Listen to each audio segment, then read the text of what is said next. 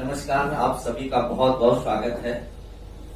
आज हम लोग जिस विषय को लेकर आए हैं वो टॉपिक है भारत की प्रमुख मिट्टियां।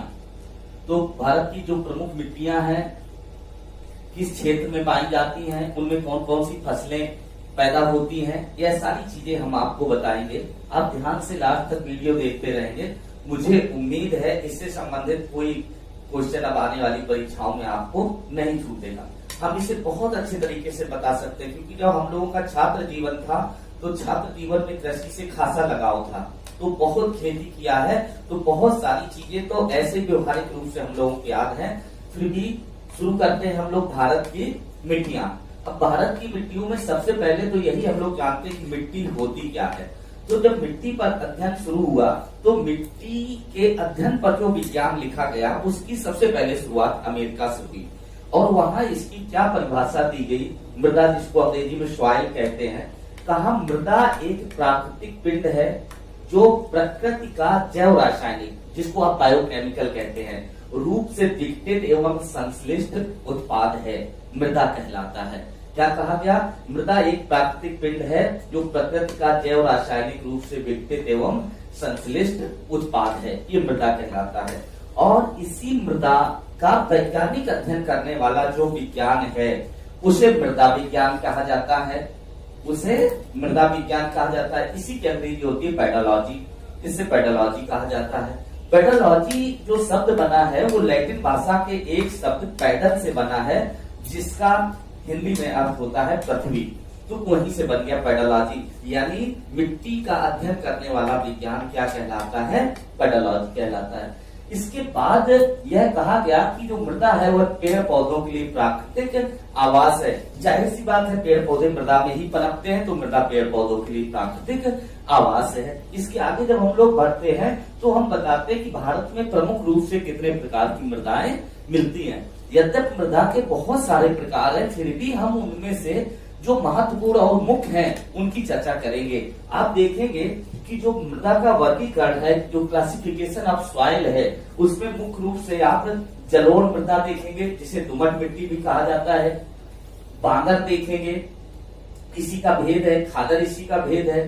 फिर आप देखते हैं इसके बाद लैटराइट मृदा है, लैटराइट मृदा के बाद काली मिट्टी आप देखते हैं, काली मिट्टी के बाद अगर आप देखेंगे तो लाल मिट्टी देखते हैं, लवड़ी मिट्टी देखते हैं, इसके बाद आप वन वाली मृदा देखते हैं, पर्वतीय मिट्टी देखते हैं, ऐसे पीट मृदा भी आती है, लेकिन वो बहुत आवश्यक नहीं है। जो आवश्यक है उन पे हम लोग बात करते हैं। तो जो जलोढ़ मृदा की बात करते हैं, इससे बहुत सारे क्वेश्चंस आपके एग्जाम में आते हैं जलोढ़ मृदा से संबंधित। इसलिए आते हैं कि जलोढ़ मृदा भारत के सबसे बड़े भूभाग पर फैली हुई है, लगभग 40% क्षेत्र को यह कवर करती है। इसी को अन्य नाम दोमट मिट्टी के नाम से जाना जाता है। तो ये भारत के 40% हिस्से पर फैली लगभग 15 लाख वर्ग किलोमीटर भूभाग को यह आच्छादित करती है। इसकी सबसे बड़ी खासियत यह होती है कि इस मृदा में सामान्य रूप से सभी खाद्यान्न फसलें उगाई जा सकती हैं, जैसे गेहूं है, गन्ना है, मक्का है, सब्जियां हैं, इस तरह की सारी फसलें इसमें उगाई जाती हैं।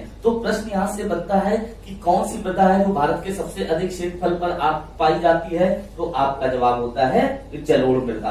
अब हम लोग आपको बताते हैं कि ये जलोढ़ मृदा दो प्रकार की होती है, एक बांगर और दूसरी खादर। इस पर भी एग्जाम में बहुत ज्यादा प्रश्न आया करता है। बांगर की अगर हम अंग्रेजी आपको दिखाएं तो लगभग बंजर, BANGAR, यानी बांगर मृदा जो है यह पुरानी जलोढ़ मृदाएं हैं जिनकी उत्पादकता समाप्त हो जाती है, वो बांगर मृदाएं हैं। और जो नई जलोढ़ मृदाएं हैं वे खादर मृदाएं हैं, यह उपजाऊ होती हैं। तो जलोढ़ मिट्टी के विषय में हमने बताया, सारे प्रश्न हमने आपको बताया कि सबसे अधिक भूभाग में पाई जाती है। अब जलोढ़ मिट्टी पर किसान कैसे फसल उगाता है, उन फसलों को मैं आपको वहीं खेत पर ले चलता हूं और उगाते दिखाता हूं। आप देखेंगे कि किस तरह से किसान उस मृदा में मक्का और भिंडी जैसी जो सब्जियां हैं उन्हें उगा रहा है। हम यह चीज आपको दिखाते हैं, तो चलिए ले चलते हैं। हम लोग अपने खेत पर आए हुए हैं। आप ये देख सकते हैं मिट्टी का एक स्वरूप आप इसे देख रहे हैं। इसका विस्तार भारत के बड़े क्षेत्र में रहता है और ये दोमट मिट्टी है। तो ये बगल में किसानी करने वाला बच्चा खड़ा हुआ है, बगल में कैमरा करके आप दिखाएंगे। ये देखिए बच्चे खड़े हैं गांव के, ये भी खेती बाड़ी में सहयोग करते हैं और ये प्राथमिक विद्यालयों में पढ़ते भी हैं जहाँ निःशुल्क शिक्षा दी जाती है। ये आप देख सकते हैं, इसमें अभी सरसों थी, अब सरसों कट गई है, तो सरसों के कटने के बाद अब ये खेत खाली पड़े हुए हैं। इसमें आगे बारिश के बाद अगली फसल की बुआई किया जाएगा, उसके लिए यहाँ पर किसान इसकी तैयारी कर रहा है। अब आगे चल के दिखाते हैं हम आपको मिट्टी का। मिट्टी आप देख रहे हैं, ये मिट्टी बलुई मिट्टी है, बलुई मिट्टी है और इसमें ज्वार जैसी फसलें अधिक पैदा होती है बलुई मिट्टी में, क्योंकि ये जो बलुई मिट्टी है ये बहुत भारी नहीं होती है, इसमें पानी आता है और पानी सीधे नीचे चला जाता है। काली मिट्टी की तरह इसकी जल धारण क्षमता बहुत अधिक नहीं होती है, इसमें पानी का ठहराव नहीं होता है, पानी आता है और सीधे नीचे चला जाता है। ये देखिए यहाँ पर रेही जिसको कह सकते हैं हम लोग, इसमें क्षारकता थोड़ी अधिक रहती है, उत्पादन उतना अधिक नहीं होता है। ये गांव में जो लोग हैं आप आसपास देख सकते हैं, इसमें गड्ढे आपको दिखाई दे रहे होंगे, ये गड्ढे उन्होंने खोदे हुए हैं और यहाँ की मिट्टी को ले गए हैं और अपने घरों में उसको लिपाई करते हैं। यह जो जानवरों का गोबर होता है उसको मिला के और इसमें लिपाई करते हैं। तो आप देख सकते हैं कि ये बलुई मिट्टी है, इस बलुई मिट्टी में ज्वार और मक्का, साथ ही साथ एक जायद की फसल मूंग होती है, मूंग का भी उत्पादन इसमें हो जाता है मई और जून के महीने। ये मक्के का खेत है, मक्के की फसल तैयार हो रही है किसानों की। एक गर्मी के मौसम में किसानों ने बहुत मेहनत करके ये फसल तैयार किया हुआ है। आप देख सकते हैं नीचे इसमें भुट्टा आना शुरू हो गया है, नीचे कैमरा आपको दिखाई दे रहा होगा, ये भुट्टा है, अब ये भुट्टा आना शुरू हो गया है। यही किसान इसे तोड़ के बाजार तक ले जाएंगे, तब ठेली पे रख के शहरों में ये बेचा जाता है। यहाँ पर ये इसको जायद की फसल उगा रहे हैं, क्योंकि अभी मई का महीना है, खेत खाली है, तब ये मक्का की जो शॉर्ट टर्म फसल है किसान इसे उगाते हैं।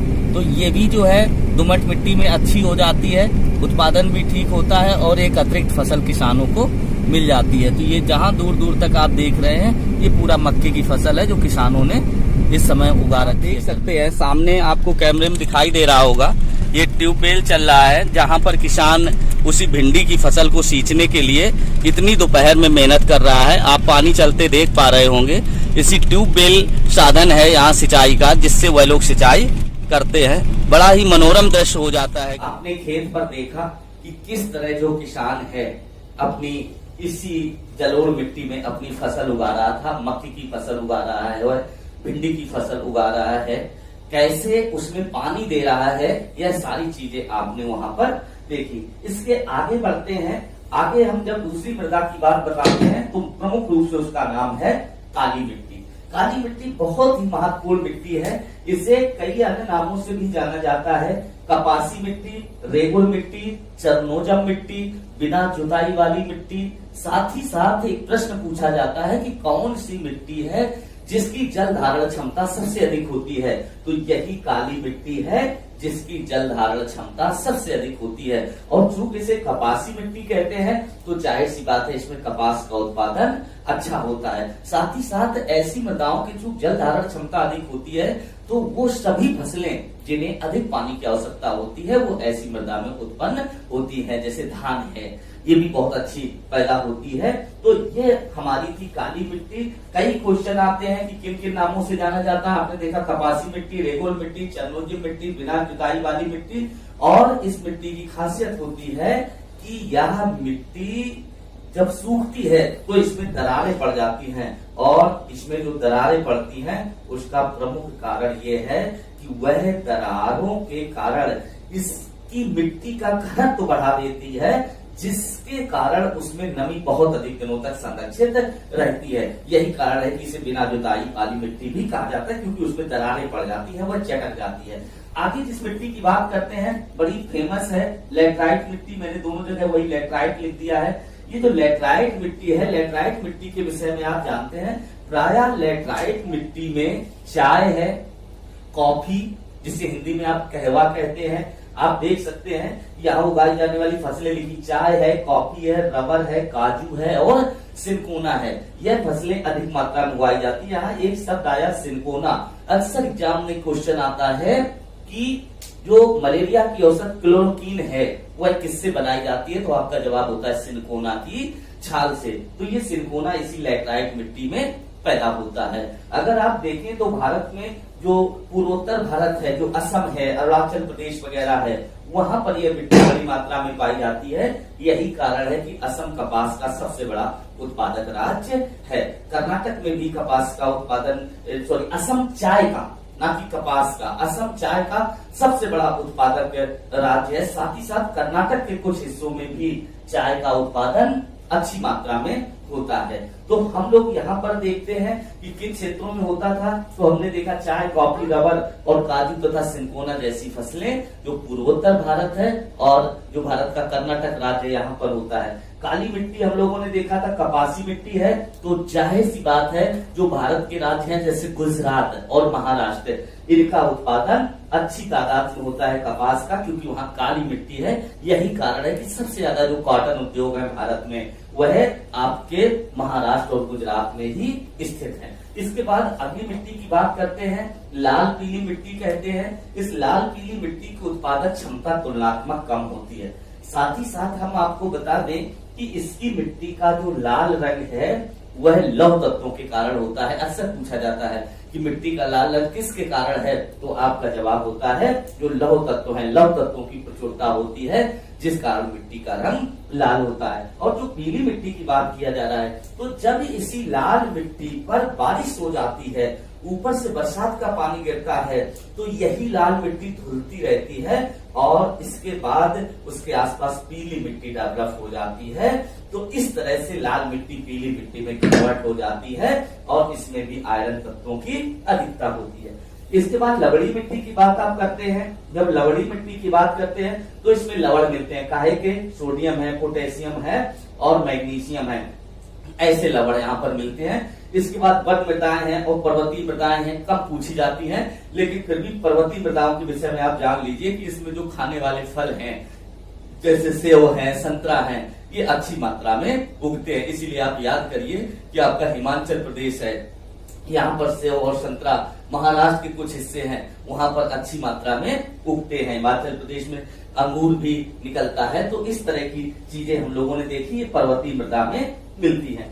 इसके बाद हम लोग मृदा को देखते हैं उसकी अम्लता और क्षारकता के रूप में। तो जब मृदा को अम्लता और क्षारकता के रूप में देखते हैं तो साइंस में आपको याद आ रहा होगा वे तत्व जिनका पीएच मान 7 होता है वे उदासीन होते हैं, जबकि 7 से कम वाले अम्लीय और 7 से अधिक वाले क्षारीय होते हैं। तो मृदा में भी यही होता है कि वह मृदा जिसका पीएच मान 7 से कम होता है अम्लीय मृदा कहलाती है और 7 से अधिक होता है क्षारीय मृदा कहलाती है, 7 वाली उदासीन मृदा कहलाती है। यह क्वेश्चन भी एग्जाम में एक बार आया और उसने कहा कि पानी उदासीन होता है, इसका पीएच मान होता है, पहला ही विकल्प 0 दे रखा, फिर लास्ट में 7 दिया। तो जब उदासीनता की बात आती है तो बच्चों के दिमाग में पहला जो स्ट्राइक करता है वो 0 करता है, लेकिन वहीं पर क्वेश्चन गलत हो गया, क्योंकि अम्लता और क्षारकता जो है वो 7 का मानक है, उसको लेके चला जाता है। जिसका पीएच वैल्यू 7 होता है वह उदासीन होता है, 7 से कम अम्लीय और 7 से अधिक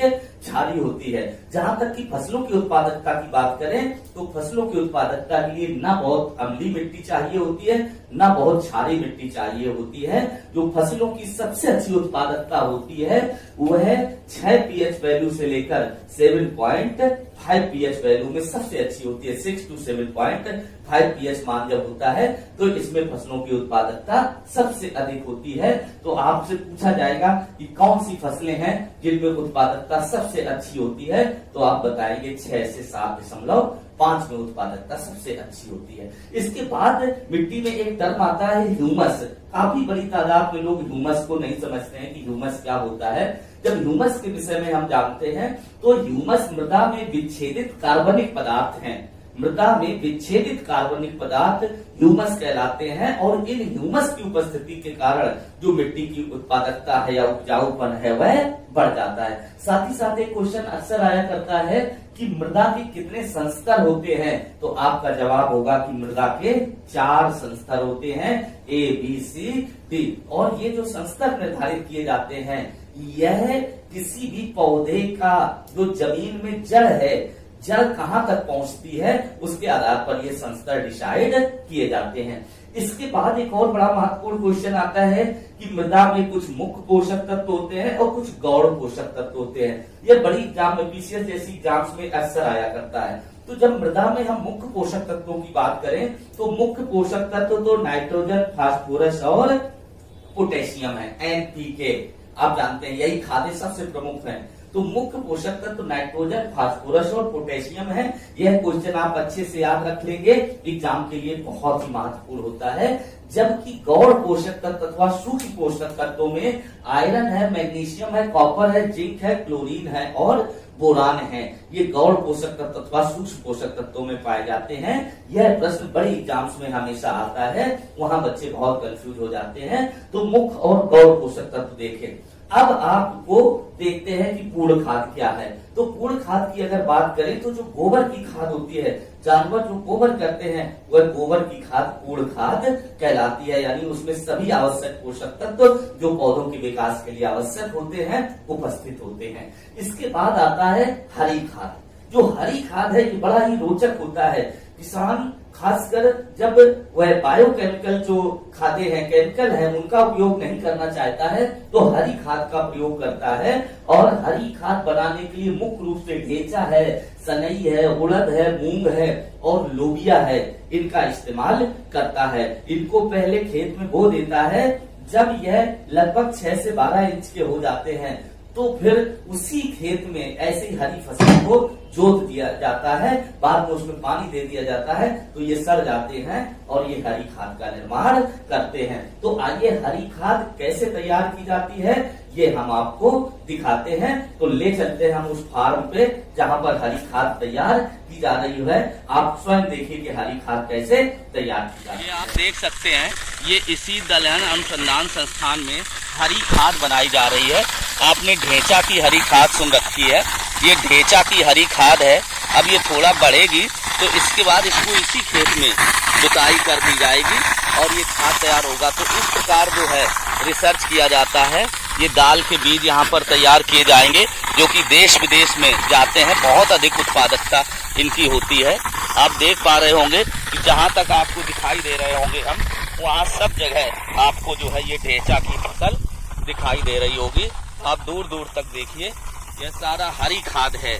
तो जब एग्जाम में भी पूछा जाता है कि हरी खाद किससे तैयार की जाती है तो यही जो ढेंचा है, इसी ढेंचा से हरी खाद तैयार की जाती है। तो अभी आपने हरी खाद को बनते देखा कि किस प्रकार से हरी खाद भारत के एक प्रसिद्ध संस्थान जो भारतीय दलहन अनुसंधान संस्थान है उसमें बनाई जा रही थी। इसके बाद और चलते हैं कि कुछ ऐसी मिट्टियां हैं जिनमें उपज नहीं होती है, तो उसमें सुधार करने के लिए क्या क्या करते हैं। तो ऐसी मिट्टियां जहां पर उपज नहीं होती है, आप देखते हैं उन्हें जिप्सम और पायराइट आदि मिलाकर उसकी उत्पादकता बढ़ाई जाती है। जिप्सम और पायराइट जैसे यह क्वेश्चन भी एग्जाम में बहुत आया करता है। जिप्सम और पायराइट डाल के जो बंजर भूमि है उसको उपयोगी भूमि बनाया जाता है। साथ ही साथ यह टर्म एक बहुत ज्यादा पूछा जाता है, नील हरित शैवाल, कि ये नील हरित शैवाल क्या है। तो एजोला एक प्रकार की घास है, नील हरित शैवाल भी वही घास है। और ये घासें जो है वह पौधे जो पानी में बढ़ते हैं, जैसे धान की फसल है, उनके लिए बहुत अधिक उपयोगी होते हैं। तो जब आपसे पूछा जाएगा नील हरित शैवाल और एजोला क्या है, तो ये एक तरह की खाद है, यह एक तरह का क्या है, घास है, जो कि इसकी उत्पादकता में बहुत मदद करती है। किसी किसी जगह आपको राइजोबियम बैक्टीरिया लिखा मिलेगा, तो जब राइजोबियम बैक्टीरिया लिखा मिले तो आप समझ लेना वो नील हरित शैवाल और एजोला के लिए ही कहा गया है। इसके बाद हम आते हैं तो देखते हैं इसी मिट्टी में अवनलिका अपर्दन कैसे होता है। तो अवनलिका अपर्दन को मैं आपको समझा दूं, अवनलिका अपर्दन उसे कहते हैं जहां पर जमीन को काटते हुए पानी तेजी से जाता है, जिससे कि जो आसपास की मिट्टी और ऊपर की जो उपजाऊ परत है उसे बहा के ले जाते हैं और इसके कारण वहां पर भूमि बंजर हो जाती है। इसे किसान के लिए दुश्मन माना जाता है जो अवनलिका अपर्दन है। तो जाहिर सी बात है अवनलिका अपर्दन वहां पर होता है जहां नदियों का प्रवाह अथवा पानी का बहाव तेज होता है। अगर भारत में हम बात करें तो चंबल नदी से अवनलिका अपर्दन बहुत अधिक होता है। साथ ही साथ अगर गुजरात और मध्य प्रदेश में जाएं तो नर्मदा और ताप्ती नदियां जो ध्वंस से होकर बहती हैं तो ये बहुत अवनलिका अपर्दन उत्पन्न करती हैं। इसके बाद आपने देखा कि भारत में कुछ संस्थान हैं जो बंजर भूमि सुधार के लिए काम करते हैं। उन संस्थानों में प्रमुख हैं स्पेस एप्लीकेशन सेंटर अहमदाबाद और national remote sensing agency Hyderabad. ये वो संस्थान है जो बंजर भूमि सुधार के लिए भारत में काम करते हैं। साथ ही साथ मैं आपको बता दूं कृषि के क्षेत्र में विशेष तरह का जो योगदान देते हैं कई सारे कृषि संस्थान हैं जो कृषि में विकास के लिए, जहां सॉइल टेस्टिंग भी होती है जिससे किसानों की उनको फसल का अधिक से अधिक उपज मिल सके। साथ ही साथ अधिक उन्नत किस्म के बीज भी डेवलप किए जाते हैं जिससे किसान फसल को बोए और अच्छी किस्म के जो है बीज बोने के कारण फसल की उत्पादकता अधिक हो। तो ऐसे प्रसिद्ध संस्थान देश में है, उत्तर प्रदेश में है। अगर उत्तर प्रदेश में प्रसिद्ध संस्थानों की बात करें तो चंद्रशेखर आजाद कृषि एवं प्रौद्योगिकी विश्वविद्यालय जिसे CSA कहते हैं, वहां पर मृदा परीक्षण होता है, सॉइल परीक्षण होता है और किसान को बताया जाता है कि इस मिट्टी में किस चीज की कमी है और इसमें कौन सी फसल आप बोएं तो अच्छी फसल पैदा होगी। साथ ही साथ हम आपको बता दें और संस्थान है कि IIPR करके कानपुर में ये राष्ट्रीय स्तर का संस्थान है, Indian institute of pulse research, Hindi में कहेंगे राष्ट्रीय दलहन अनुसंधान संस्थान, यह कानपुर में है। तो राष्ट्रीय दलहन अनुसंधान कानपुर में है। ये भी दलहनी बीजों के साथ साथ अन्य फसलों के बीज निर्माण का काम करता है और यह भारत में एकमात्र संस्था है जो कि राष्ट्रीय स्तर पर भारत के सम्मान को बढ़ाती है और इसकी अंतर्राष्ट्रीय स्तर पर भी बहुत अधिक ख्याति है। बहुत अधिक विद्यार्थी यहाँ पर शोध करने आते हैं एग्रीकल्चर के क्षेत्र में। तो हम अब आपको ले चलते हैं Indian institute of pulse research जो भारत का राष्ट्रीय संस्थान है वहां पर ले चलते हैं। आप स्वयं देखेंगे उसको भारतीय दलहन अनुसंधान संस्थान को कि कितना भव्य है और कैसे वहां पर काम। ये देखिए आप देख पा रहे होंगे ऊपर लिखा है भारतीय दलहन अनुसंधान संस्थान। ये भारत का एकमात्र दलहन अनुसंधान है और भारत में ही नहीं दुनिया में यह विख्यात है और पल्स रिसर्च के रूप में यह भारत का एकमात्र संस्थान है। यहाँ अंतर्राष्ट्रीय स्तर से लोग शोध करने आते हैं, रिसर्च करने आते हैं। आप मेरे बाएं देख पा रहे होंगे बिल्डिंग, वहाँ पर इंग्लिश में ही लिखा है इंडियन पल्स रिसर्च इंस्टीट्यूट। तो बहुत ही यह महत्वपूर्ण संस्थान है, राष्ट्रीय स्तर का एकमात्र संस्थान। इसके आगे हम लोग बढ़ते हैं तो कानपुर में ही और एक राष्ट्रीय स्तर का संस्थान है जिसे नेशनल शुगर इंस्टीट्यूट के नाम से जाना जाता है, राष्ट्रीय संतरा संस्थान के नाम से जाना जाता है। ये भी भारत में एकमात्र है और शुगर टेक्नोलॉजी के लिए मशहूर है। यहाँ पर भी रिसर्च होता है। तो बहुत महत्वपूर्ण संस्थान है ये जिसको आप देखेंगे। तो आगे हम आपको दिखाते हैं राष्ट्रीय शुगर इंस्टीट्यूट कानपुर का जो कि राष्ट्रीय संस्थान है, भारत में एकमात्र है। ये क्वेश्चन भी बहुत अधिक पूछा जाता है। तो आइए शुगर इंस्टीट्यूट आप ये ठीक सामने देख रहे हैं,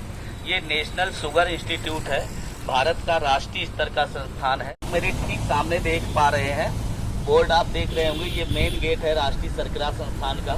नेशनल शुगर इंस्टीट्यूट है, ये भारत का राष्ट्रीय स्तर का संस्थान है, भारत में एकमात्र है और ये भारत ही नहीं पूरी दुनिया में भारत की और कानपुर की जो है शोभा को बढ़ाता है, गौरव को बढ़ाता है। तो आपने देखा ये राष्ट्रीय स्तर का संस्थान जो कि देश में कहीं कहीं मिलते हैं। ऐसे कई सारे संस्थान हैं जो कानपुर में हैं, आप देख सकते हैं। अब जब कभी पूछा जाएगा तो आपसे कभी ये प्रश्न छूटेगा। तो आपने राष्ट्रीय शर्करा संस्थान को देखा, यह भारत में ही नहीं दुनिया में बहुत प्रसिद्ध है और देश विदेश से छात्र यहाँ पर शोध करने आते हैं। तो इस प्रकार मिट्टी से संबंधित बहुत सारी जानकारियां आपने हासिल की। अगर हम इसको समराइज करना चाहें तो कई प्रश्न यहाँ पर बनते हैं। एक प्रश्न बनता है कि भारत के सबसे बड़े भूभाग पर कौन सी मिट्टी मिलती है? आपका जवाब होता है जलोढ़ अथवा दोमट मिट्टी। इसमें क्या पैदा होता है? लगभग सभी फसलें पैदा होती, गेहूं, गन्ना, मक्का और सब्जियां। इसके दो प्रकार हैं, बांगर और खादर। बांगर जो पुरानी जलोढ़ मृदाएं हैं जो ऊसर बंजर हो गई हैं, और खादर ये नई जलोढ़ मृदाएं हैं। साथ ही साथ अक्सर पूछा जाता है कि चाय का उत्पादन किस मिट्टी में सबसे अच्छा होता है? आप बताते हैं चाय का उत्पादन लैटराइट मिट्टी में सबसे अधिक अच्छा होता है। काली मिट्टी के विभिन्न नाम समय समय पर पूछा करते हैं, तो काली मिट्टी, कपासी मिट्टी, चरनोजियम मिट्टी, बिना जुताई करने वाली मिट्टी अथवा रेगर मिट्टी के नाम से जाना जाता है। महाराष्ट्र और गुजरात जैसे क्षेत्रों में यह बड़ी मात्रा में पाई जाती है। यही कारण है कि महाराष्ट्र और गुजरात में सबसे अधिक कपास का उत्पादन होता है। लाल मिट्टी में हमने बता दिया यह लौह तत्वों की अधिकता इसमें होती है। इसके बाद हमने मृदा की अम्लता और क्षारकता के विषय में बताया। 7 वाली मृदाएं उदासीन, 7 से कम अम्लीय, 7 से अधिक क्षारीय होती हैं, और जिसमें अच्छी फसल होती है वह मृदा 6 से लेकर 7.5 पीएच वैल्यू वाली होती है। इसके बाद मृदा के मुख्य पोषक तत्व हमने बताए सोडियम, पोटेशियम और फास्फोरस होते हैं। साथ ही साथ गौण पोषक तत्व भी हमने बताए, और कंप्लीट खाद गोबर की खाद को कहते हैं। तो इस प्रकार यह भारत की मिट्टियों से संबंधित वह संपूर्ण जानकारी थी जो आपकी एग्जाम्स में पूछी जाती है। मुझे पूरी उम्मीद है अगर एक बार आप इसको ध्यान से देखेंगे, इसके सभी व्यवहारिक पक्षों को आपने ध्यान से सुना होगा, तो आप इससे आगे आने वाली एग्जाम्स में इनके प्रश्न कभी भूलेंगे नहीं। उम्मीद है आपको वीडियो बहुत अधिक पसंद आएगा। आप इसे लाइक करिए, सब्सक्राइब करिए और अपने मित्रों के साथ शेयर करिए। शायद ही पहले आपने इतना सुंदर प्रैक्टिकल नॉलेज देखी हो, तो मुझे उम्मीद है आप जरूर लाइक करिए और सब्सक्राइब करिए। आपको बहुत बहुत धन्यवाद।